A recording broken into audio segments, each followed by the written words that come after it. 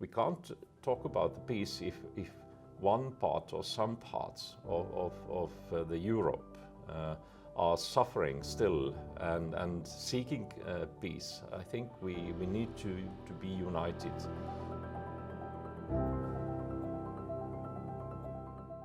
I'm Urmas Viilma. I'm the Archbishop of Estonian Evangelical Lutheran Church and also at the same time President of Estonian Council of Churches. How important is the cause of just peace and peace building in Ukraine from your Estonian church perspective? I think we some way see the situation in very personal perspective because Estonia had been occupied by the Soviet Union.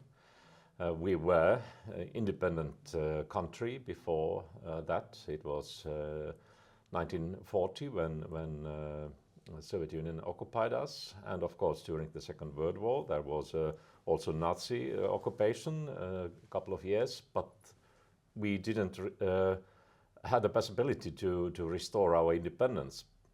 But the Soviet Union continued to occupy us since 1991.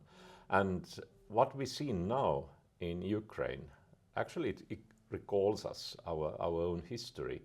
We have been under different crowns or rules during our history, and we have experienced as a victims of colonization. Actually, we have been in Estonia during hundreds of years. We see what's going on, and we actually very much encourage Ukrainian people to stand against this Ruski Mir or Russian world ideology, and also we are trying to advocate for that, and also in Estonia we receive refugees from, or we have received refugees from Ukraine and tried to help them as much as it's possible.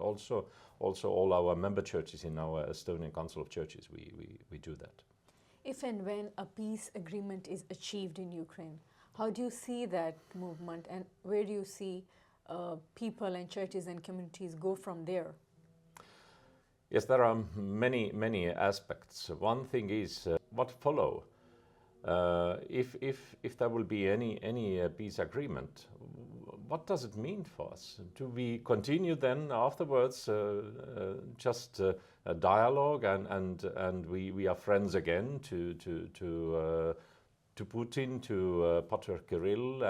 Is everything then well? I think it must be a process, and especially from the Russian side, we need to see the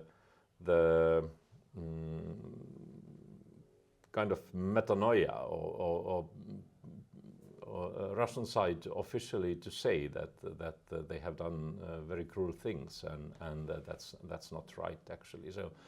About pathways to peace, why such an initiative is important, and how do you perceive the role of KEK? I think KEK in the middle of Europe, bringing together very different denominations. Also the denominations which are not present in many our member countries. It actually widens our perspective. We see that the Christians act together in Europe. We can't talking about the peace and the pathway to peace. We can't talk about the peace if one part or some parts of the Europe are suffering still and seeking peace. I think we need to be united for peace.